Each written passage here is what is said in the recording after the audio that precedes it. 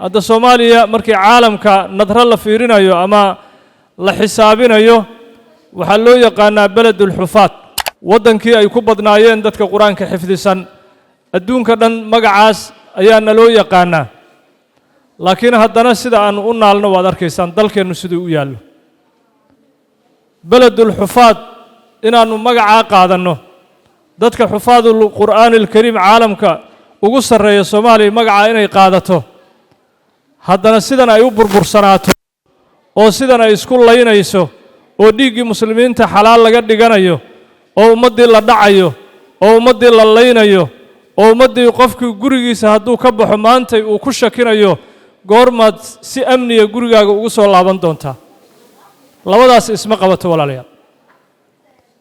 inaan noqono beledul xufaad in adduunku noo yaqaano waa dadka quraanka ugu xifdiga badan iyo kuwa ugu amniga xun inaan noqono adduunka inaanu ka noqotono shaamatan sawda bar madow inaanu ka noqono adduunka oo tusaale xun meel kastana loo kaga soo qaato qofka Soomaaliga ah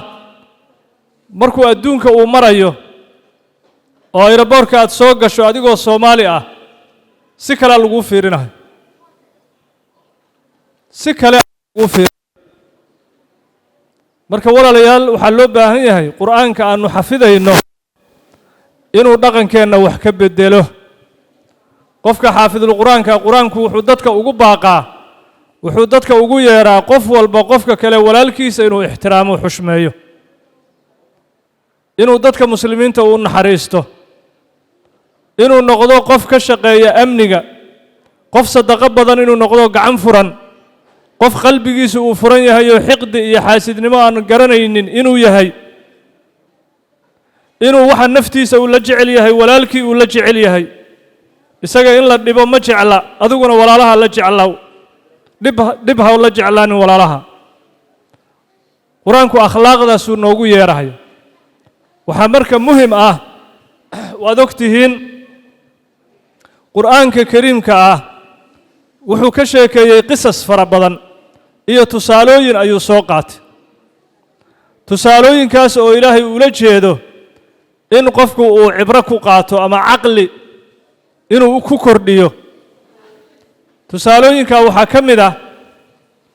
qofka diinka uu bartay iyo quraanka bartay aan alfalaynin waxa Ilaahay uu tilmaamay in Ilaahay agtiisa qofkaasi uu ka yahay eeyahaas inuu la mid yahay wax sharaf uusan lahayn kitaabka quraanka haddaad barato aadan ku camal falaynin Ilaahay agtiisa waxaad ka tahay qof liita oo Ilaahay tusaale ugu qaatay xayawaanaadka eeyahaas inuu la mid yahay qofku